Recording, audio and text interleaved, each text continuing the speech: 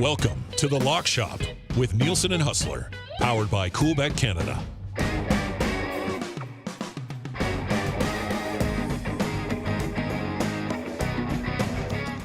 Happy Friday, everyone, and welcome back inside the Lock Shop. Nielsen and Huss with you once again. As always, we are brought to you by our friends at Coolbet Canada. When you sign up, use the code LOCKSHOP so they know we sent you. And if you bet the over in Edmonton, Calgary, congratulations on your retirement. Huss, what's up, buddy? Well, listen, man, head spinning. Enjoyed your show this morning. I know you got a pretty fired up fan base in and around northern Alberta. Listen, I am disappointed that it's over. I was really hoping we'd have game 6. Yeah. I mean, if you don't have any skin in the game, this was a series that I think we all had hoped would maybe go the distance. In a bit of a controversial way, it ended last night as well. I'll say one thing. The next time the Big J journalists try to tell you that they don't have any interest on one side or the other, go back to the reaction of Calgary journalists and Edmonton journalists on the goal last night. It is like 100% correct call north of Red Deer and 100% bullshit south of Red Deer. Just keep that in mind the next time we get sold that, people. And in Red Deer, they're all like, what call? What are you talking about? Like, it's right in the middle where it doesn't exist, right? That's pretty much what it is. I mean, yeah, you're right. I mean, that is kind of funny, actually, how that worked out. And then, I mean, so many things. And we're going to talk about Draisaitl a little bit with Chris Abbott when he joins us from Coolbet on some ridiculous numbers there. But, like, Huss, we just witnessed somebody maybe put together the greatest playoff series ever. I mean, he had 17 points, an all-time record in 5 games. It was nuts. On one leg. Yeah. I mean, listen, I guess maybe it wasn't as bad as we had originally thought with the high ankle sprain, but it was quite clear that he wasn't right, at the end of that series against the Kings and going into this one. And I think if this is the regular season, he probably wouldn't even be playing right now. But you got to lay it all on the line. What can you say about McDavid? What can you say about Draisaitl? I mean, these two guys, what is it? 52 points combined in 12 games? I mean, like, listen, if you're young enough that you didn't live through the 80s and you've heard all these amazing stories about the high-flying stars of the 80s, you're seeing it happen in front of your own eyes right now in 2022 with the Edmonton Oilers. And I'll tell you what, I mean, we'll get to this. Oil right now, plus 475 to win the whole damn thing. And listen, I thought I was on Calgary. I mean, I certainly thought Calgary was the more complete team.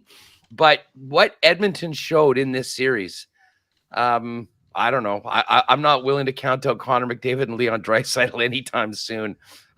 We'll get to the games tonight. I mean, let's assume that Colorado does win this series and move on. McKinnon, McDavid, I mean, I don't know if we can get any better. I mean, because McKinnon's been doing some pretty special things as well. I mean, I still can't believe St. Louis battled back and won that game in overtime, because it was sort of a McDavid-esque performance by McKinnon trying to finish off that series. And incredibly, the Blues came back, tied it again, and then won it in overtime. So at least we've got a game tonight to both talk about in the Lock Shop and make a wager on. A little bit of a wager as well. We're going to dive into that right away here, like momentarily. We got the NBA picks. Huss has a World Championship bet for you. I got a Formula One sprinkle. We got a nice plus 65 Lock Shop exclusive partner parlay. Chris will join us for that as well. And as I just tweeted, some very interesting numbers on Leon Draisaitl, if you would have just been letting it ride. We'll get to that a little bit, which is insane. But let's dive into the National Hockey League. I mean, there's a spot in the Western Conference Final. The Edmonton Oilers are waiting, if you can believe it, for one of the St. Louis Blues and the Colorado Avalanche. And I mean, I guess there's a way we both cash tonight. But Huss, you're on St. Louis to force a Game 7. You know what? Listen, I think this is a little bit of a spot play as well as a value play on the home dog, getting plus 142. And listen, being a Jets guy here, and we go up against St. Louis, I can't stand that team. I can't stand Binnington. I mean, I wanted it to be done, but credit where credit is due. The way they gutted that out, coming back from a 3-goal deficit to get it to tie it up, and then to tie it up again after McKinnon's crazy end-to-end goal with like less than 2 minutes left in the game was insane. And this team has shown it still has some championship DNA left over from 2019. I also think that there's maybe a little bit of scar tissue for the Colorado Avalanche, considering some of their recent disappointments in the playoffs the last couple of years. I'm telling you right now, this is not going to be a walkover like it was the other 2 times in St. Louis where, the Avalanche basically had their way because the Blues were more concerned with getting revenge on Naz Kadri as opposed to playing the game right now. I think that you're going to see a fired up Blues team. I think the arena is going to be bedlam. And I think this one is basically a coin flip right now. I mean, pick them either way. It would not at all surprise me to be talking about a game 7 later on this weekend. So I'm going to take the home dog with St. Louis at plus 142 in the game tonight. If St. Louis wins, do you think they're going to have to like lock it down like a pretty low scoring game? Or do you think, because I'm on Colorado here, over 3.5 goals at minus 110.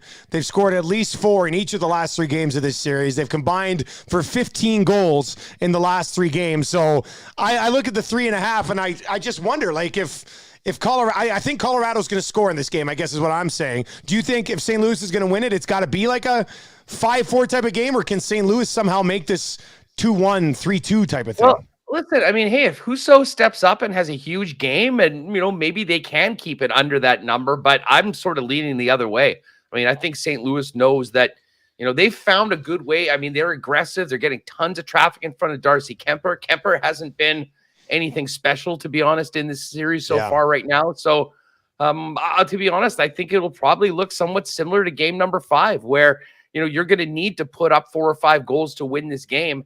I really don't think we'll see much of a different, style-wise, because I think Colorado, this is the way they like to play. But at the same time, St. Louis is just so deep, 1-12. I mean, they continue rolling their lines out. And now that they've actually had a little bit of offensive success and have gotten to Kemper, they're a team that can score pretty much with all 4 lines. So, yeah, no, I'm not thinking this is going to be a 2-1 game or anything like that, although I'm sure Craig Berube would love it. I just don't think that's realistic going against the offensive attack that is the Avalanche. But as I said, St. Louis has been counterpunching well, staying in this series. And as I say, I think to me, this game is a pick 'em. So if you're going to hang a plus 142 number on a home underdog in this situation, I'm going to take St. Louis. All right, and let's go head-to-head in Game 6, Rangers, Hurricanes. The numbers are the same. Rangers, money line, 109 for you. Carolina, money line, 109 for me, buddy. Give me the case for the Rangers outside of Carolina's on the road. Well, listen, I think that the New York Rangers, probably deserve to maybe be in a better spot right now in this series rather than facing elimination. But I think Shesterkin is back on his game for the most part, certainly compared to what we saw in the first round. And as we've seen this, Carolina is just simply is a different team away from Carolina and on the road. I think that the splits right now is that they are now 7-0 at home with a goal differential of like plus 17. And then they're 0-5 on the road, hopefully soon to be 0-6. With a negative 15 goal differential. I mean, it's literally the tale of 2 teams. And I'll tell you what, I think that the Rangers have still got a lot of fight in them. I mean, they could use a little bit more pop from a guy like Chris Kreider right now, who had a great opening series and had that 50-goal season. The goals have been tough to come by. To be honest, my best bet on this is probably the under, and we'll get to that with a little bit of an adjusted number as opposed to what's up a cool bet right now later on. Right now again, right? But listen, I wouldn't at all be surprised if we're talking overtime. This could be a 1-1 game, but I don't think that we'll have a ton of goals. We just haven't really seen that in any case in this series so far. So yeah, bring on a game 7. Let's see the home trend continue. Rangers to get a win and set up a big game 7 later on this weekend. And I'm going to go with Carolina on the money line here. I just like they're too good of team to have those splits at home and on the road. And one of the things that was pointed out, I can't remember who pointed it out, but Carolina at home is a much more physical team than they are on the road. And you should be able to be just as physical on the road as well. Like this isn't a matchup thing. This is a Carolina at home wants to run people through the boards. Carolina on the road doesn't seem to want to get involved physically at all. So I'm thinking, they're looking at what's happening with this home and road split. Obviously, they wouldn't want to go to a game 7, even if they are really good at home. So I'm thinking they come out and actually try to assert themselves physically a little bit like they can do at home. So part of me just thinks and this is not a slight of the Rangers in any way, but I just think Carolina is way too good of a team for this to continue. So I'm going to go with Carolina. I mean, it's a coin flip. Straight up, that's what this game is, according to all the odds makers right now. So I'm not surprised we're going head-to-head because this is pretty much how everybody probably is on this game. Yeah, I mean, listen, when it comes down to it, home ice has been everything so far in this series and the series before. You talked about it. I mean, basically, we're getting a coin flip, pick them one side or the other. You get the home team and you get the team with the much better goalie and the team that has the last change. And listen, I don't know how impactful that really is overall, but when you talk about the ability, especially when you want to get physical, for Gerard Gallant to be able to put out Ryan Reeves in particular situations around that. I mean, I think that means something in the playoffs right now. So I don't know. Maybe this is just a bet hoping that we get game 7 because the Battle of Alberta is over and the Battle of Florida was over before it started. So we're hoping for a little drama from the other 2 remaining series before we get to the Final 4. All right, so there you go. There's some action for tonight and Saturday in the National Hockey League. Let's slide over to the association, a little NBA betting. It is the Celtics and the Miami Heat. Looking for the Celtics to finish this off. I think I had them in 6 or -1.5 last week on an episode. So that would be nice. I think we're both kind of under the same thought process here, but going about it different ways. Huss, what's your play for this big game tonight? Well, listen, I'm all over Boston, and I think they go for the throat, and I think they win this one going away. I mean, that's been one of the few disappointing things about the NBA playoffs so far this year is that there have been about half of the games have been absolute routs, absolute blowouts. And listen, I think that the writing is on the wall here for it. I mean, going back home with the Celtics able to move on to the NBA Finals in front of their home crowd, I think they know, first of all, home crowd really does make a difference in the NBA, more so than the National Hockey League. Certainly statistics will tell you that. And I think they know that if they don't get it done right now, they're in a much more precarious situation going on the road in a 1-game situation on the road against a good Heat team. But I really think that we're going to see the pattern that we've seen so far. The Celtics being clearly the better team. They just need to avoid that bad quarter that, frankly, is the only reason why this series is still going on right now. I don't think they'd make those same mistakes. And to be honest, I think once they get a big lead, I think they really go for the throat. I would not even mind an adjusted line on this, getting a much bigger number and taking it like a -11.5 or 12.5. I think they win by 15 plus going away. So I was loving the fact that it's 8.5. I still sort of think that this number is going to get up as we'll get higher. Think it closes at 10? I wouldn't at all be surprised if it gets close to that. I mean, I think most of the public, is going to be on the Celtics. And to be honest, I think most of the people that have paid attention to what's going on in this series are going to be on there too. So maybe it happens, maybe it doesn't. Either way, I'm feeling pretty good about it. I'm taking the Celtics to cover the number at home and move on to take the war on the Warriors in the finals. Yeah, they've won the last 2. I think Celtics Warriors would be a pretty darn good final. It might kind of, especially here in Edmonton, we're so focused on the NHL playoffs right now. And without LeBron in the playoffs this year in the NBA, I haven't been as sucked in. But I'd be very excited for the Warriors and Celtics, no doubt about it. Celtics have won the last 2 games in this series by 20 and 13 points, 8.5 point favorites in game 6. I'm going to take Miami under 96.5 points in this game. It's -115. They have scored 80 and 82 points in their last 2 games in this series. And I look at, okay, well, how are they going to get going offensively again? And whatever the answer may be, I think the Celtics can take care of it. Like, I don't think the Celtics are in a spot here where Miami's going to go out and drop 110 on them and win game 6 and go home for game 7. So this is not a 1-game thing for the Miami offense. This is a 2-game thing for Miami offense, and that's a little bit of a trend. They haven't scored more than 82 in their last game. This total's sitting at 96.5 right now, so that's a pretty significant jump. So I'm going to take the Heat under 96.5. At -115, and I mean, I could see this being like a 108 to 90 type of game. So I really want Celtics Warriors. So hopefully the Celtics can take care of business here, Huss. I would like to see I love that pick of yours, Miami under 96.5. As I said, they were 80 something on home court last game. I mean, to me, this is the Celtics to win, and this is the game they got to get it done. Both because Golden State is waiting for them.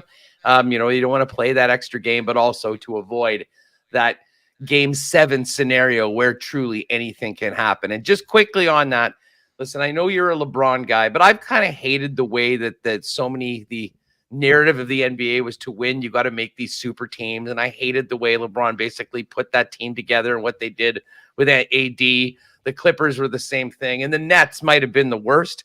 And I've never been a Celtics guy. I don't like the Celtics, but the fact that they walked on Kyrie Irving and now are a deep, balanced basketball team that is in the finals, I kind of love the way things have worked out. And obviously the Warriors are the Warriors. They've got so much incredible talent, but they were like that for a long time. They didn't build that team. They lost Kevin Durant, and now they're right back there.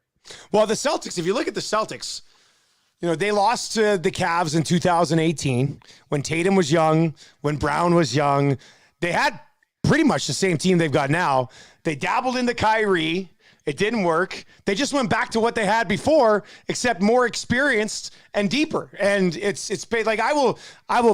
This doesn't surprise anybody who knows me, but I'll be cheering for Boston against Golden State if that's the case. But at the same time, I mean, Golden State, KD comes, KD leaves. They struggle mightily. Injuries factor into that for a little while, and now here they are again trying to get their sixth trip to the final in an 8-year stretch. So you got like the tail end of this Warriors dynasty against this Celtics team that stuck with it. If they get it done against Miami, I like the way that the storylines for this final would be great. I would love it. Yeah, well, as long as Boston gets it done tonight, cashes both of our tickets, and then we can talk about a great 7-gamer coming up next week. All right, Chris Abbott's going to be by in just a few minutes, but let's dive into our partner parlay, and then he can slide in here and wrap it up for us. And a couple of the games that we already talked about, we've got a Lock Shop exclusive partner parlay. The only place you're going to find these 3 bets at plus 650 is at CoolBet. All right, so go to coolbet.com, find the parlay section, and you will find this one. And I'm going to bring in Chris Abbott here right away. So, Huss, lay out that Rangers-Carolina game, how you adjusted the total a little bit to help with the parlay here. Well, what's weird right now is that if you go onto the site and your options for the game tomorrow are 5 or 6. So I wanted to get it 5.5. I mean, I really do think a 3-2 game is very possible, 3-1, 4-1. But being able to win as opposed to push at 5 was important. So we've got that sort of sweet spot in the middle. If you do like under 5 right now, it's at plus 121. But if you get it to 6, it's minus 200. So obviously we're getting a nice number from Chris, putting that in there, getting it in between. And listen, we've talked a lot about the goaltending for Shesterkin, for the Rangers to win this game. He's going to need to be his best right now. And, Carolina, for all intents and purposes, has done a pretty good job of limiting the shot count for the Rangers. And they've been helping out their goaltending, which, of course, has been going back between that rookie from the AHL and Antti Raanta with Freddie on the bench. So I think that this series, things haven't really changed very much from game 1 of this series through game 5. I think we see another very tight, low-scoring game in game number 6. It almost feels like overtime, in the second and third period with goals being at such a premium. So under 5.5, comfortable with that one. And I think we got a pretty nice number combining it with our other 2 bets. Yeah, and I'm going to go Tatum over 27.5. I think I hit Tatum a couple Fridays ago, and the total was like 29.5 or 30.5. Big-time players step up in big moments. Celtics at home tonight with a chance to finish off the Heat and take this Celtics team to an NBA final against Golden State is one of those big-time moments. So I'm going to take Tatum over 27.5 points, and that brings us to Mr. Toronto Blue Jay, Chris Abbott from Coolbet Canada. He pops by now to complete the parlay. Chris, what's up, buddy? I had a couple of comments before we start. I thought you were going into a great moments are born from great opportunity speech there a minute ago from Herb Brooks. And then the other thing is, how sweet would it be for the Edmonton Oilers to get a crack at the Carolina Hurricanes without their best goaltender in a Stanley Cup final? How interesting would that be? That would be something. Yeah, that just popped in my head when you were talking about their goaltending trouble. I was like, can you imagine the ultimate payback? Eh? Like, the tie here we go again. Cup. Yeah.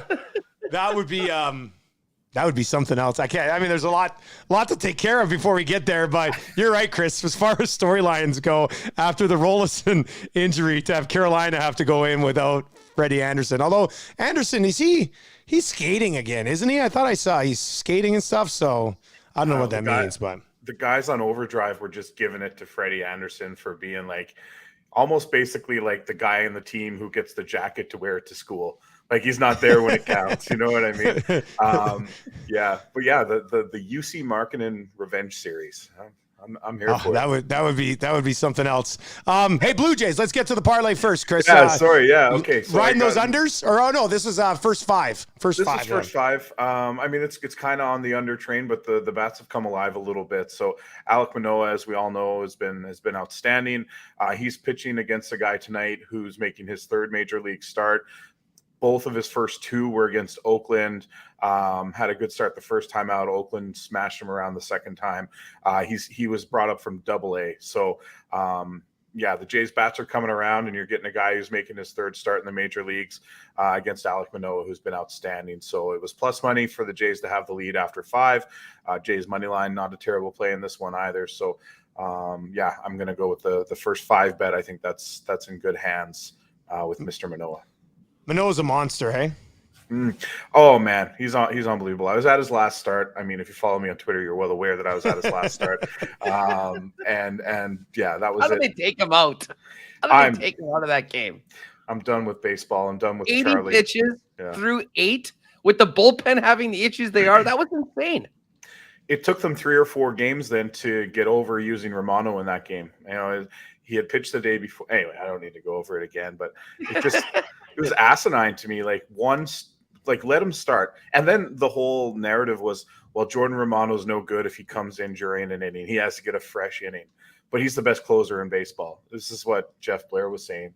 They kept going back to that. I'm like, the best closer in baseball doesn't need to be treated with kid gloves. Can come in at any moment. Yeah. Mariano Rivera come in the bottom of the 7th if you need him. Yeah. Like, that's the best closer in baseball. You know what I mean? You need 7 outs, he'll get you 7 outs. Yeah. Don't give me that. He's good. He's electric, but he's the best closer on his team. He's not even the best closer in the division. Like, come on. I know we talked about it a little bit when I was out there when we were at that game. I said it last year at the end of the season. Like, I know they had a good year, but I just felt like Charlie Montoyo was the guy that got you to here, but can't get you any further. And I'm watching the team this year, and I think it's just justifying that opinion. Don't you?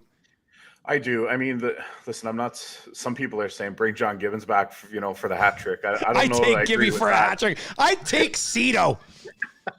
See, it would be a hat trick for Cito too. I think maybe Cito's already got 3, but yeah, it must be tough to get your coaching license in Canada. Only 3 or 4 guys have it. But so when Gibbons was here, it was, Gibby's good with this group because he's a calm, even hand. He's got the experience. He offers a word here and there. And then when all the young guys came in, it was like, oh, they need someone to help develop them, do this, that, and the other thing. Well, Charlie's become the buddy in the clubhouse, and the approach at the plate has been desperate for 2 or 3 weeks. The decision-making in-game. Now, let's be honest here. I was also critical of Gibby's decision-making sometimes. However, I don't think he had a lot out there to work with. And that can be argued that Charlie doesn't either in the bullpen, especially in the middle relief roles. But I agree. I mean, but then, what do you do? There's only so many guys, right? And John Herdman's busy. We can't get him. So I don't know what you do. Buddy, Gibby. That's what, but this is why people call for Gibby, because we're sitting here going, well, what do you do really? Right? Yeah. I mean, you need an experience. You can't get Terry Francona. You can't get Tony La Russa, who are you going to get? Bobby Vallon? Is Earl Weaver still alive? I don't think Earl Weaver's still alive. So, I mean, but apparently there's only so many competent baseball managers out there. And, yeah, I don't know. Well, the guy that I think was not getting a very good sleep lately was their hitting coach. I mean, Pete Walker, fine, but the hitting for this roster and this lineup has been confounding and probably costing some Jays fans a little bit of scratch when they've been betting their overs and all these totals. But it's time for those bats to come around, and we've seen glimpses of that this week. Yeah, last couple of nights you have Vladdy on a 2-game home run streak. Kind of started. There were some flashes of it against the Reds. They couldn't string it together. But then, St. Louis and last night in LA is pretty good. The hitting coach, that's an interesting one, because if you listen to the media insiders here, they'll kind of make a joke, right? That the Jays don't have one hitting coach. They've got a hitting coach, a situational coach, exit velo coach. So, there's 3 or 4 guys on the hitting coach staff, and there's also some questions about maybe it's being overdone instead of being like, hey, this is a slider, and when it's coming over the plate and it looks like it's going to be a strike, it's going to end up over there. It's that's the thing. If a guy's got a good slider, forget about it. They're striking out 6 or 7 times instead of taking it the other way, and that's frustrating too. Chris, after watching the first game of the Battle of Alberta, did you think there was any chance the Oilers would win the next 4 and win the series in 5? Yeah, certainly not, right?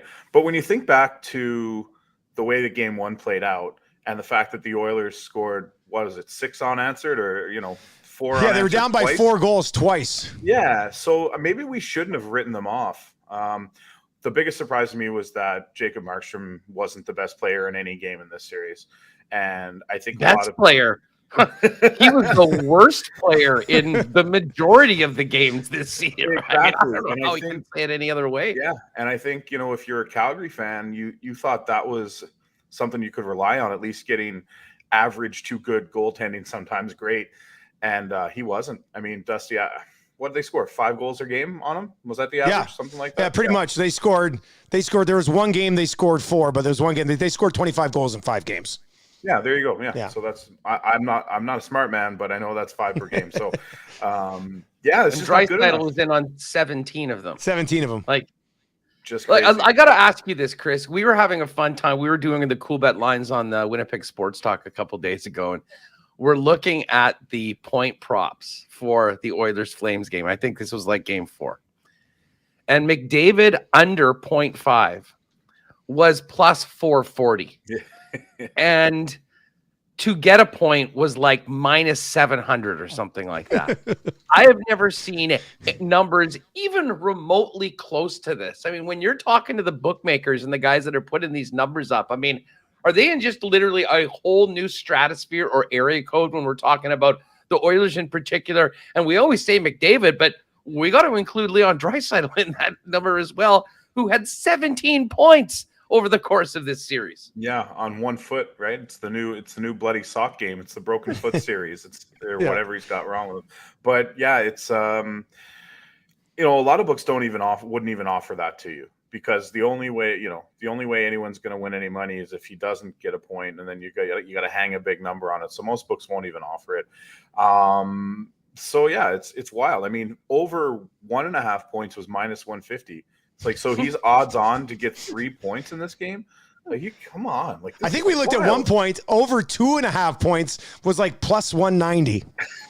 Like plus 190 for over 2.5 points. And while we were texting about it earlier today, Chris, I had you try to run some quick numbers because we were joking. Like, Draisaitl just went an entire series with getting at least 3 points in every game. One of them, a couple of them, he got 4.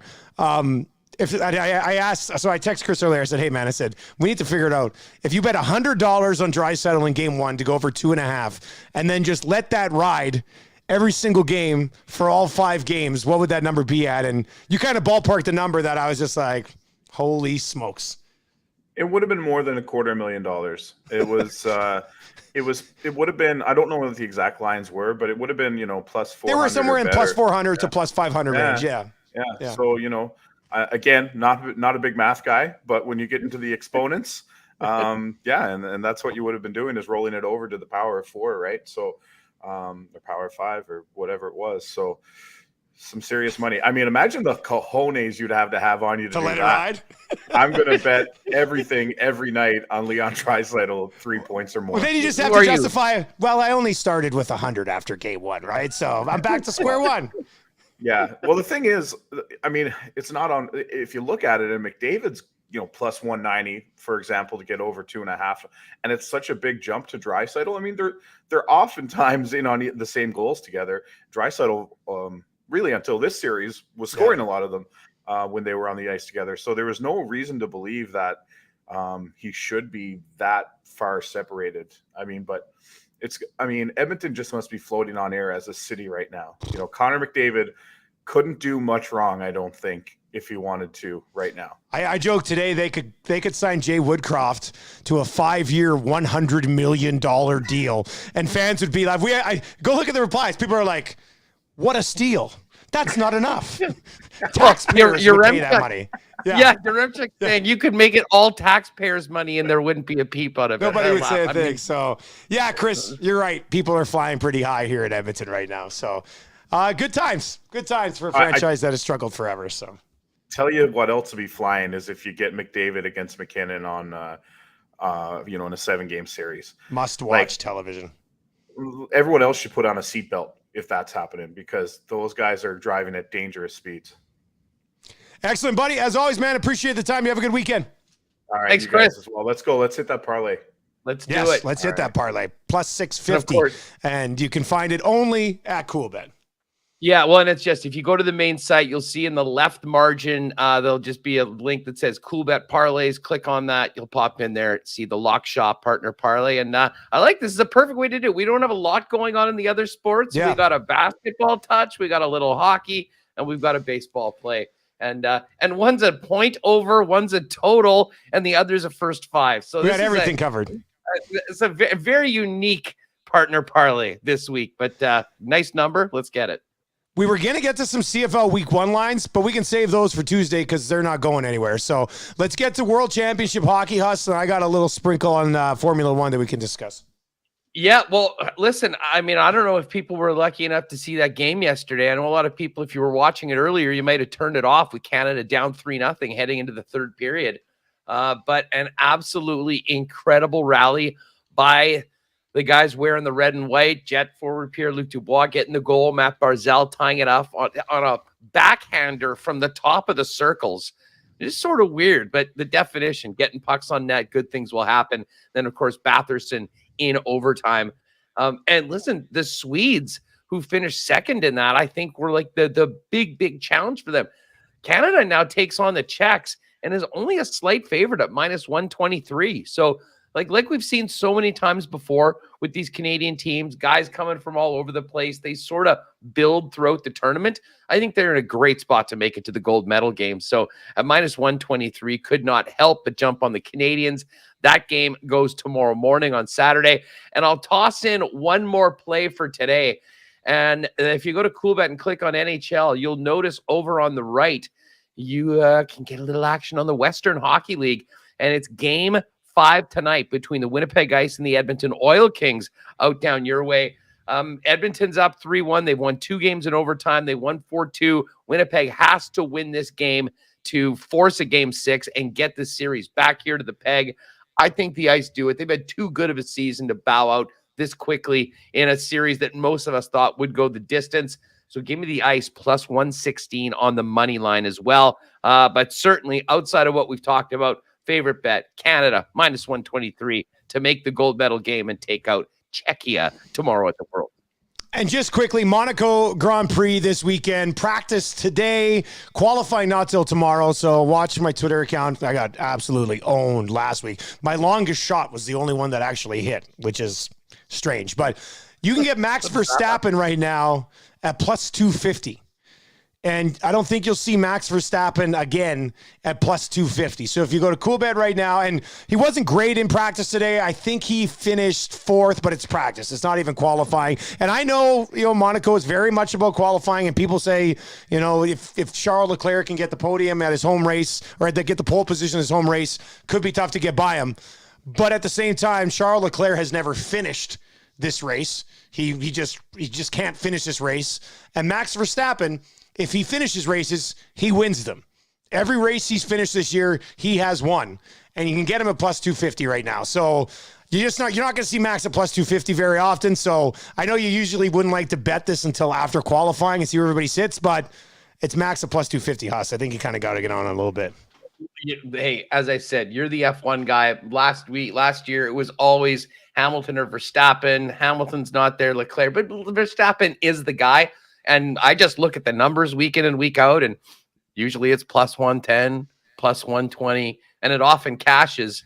So to be the number 2 guy on the board at about double what we usually get from Max Verstappen, count me in on that. Value perspective. You gotta hop on that right now, I think, and then see how qualifying turns out. Maybe there's other ways to get some value after qualifying, and watch for that. We'll be retweeting everything from our Twitter account at LockShopBets, closing in on 1,000 followers. So if you've not yet done that, make sure you do. Huss, Winnipeg Sports Talk today, buddy. What's coming up?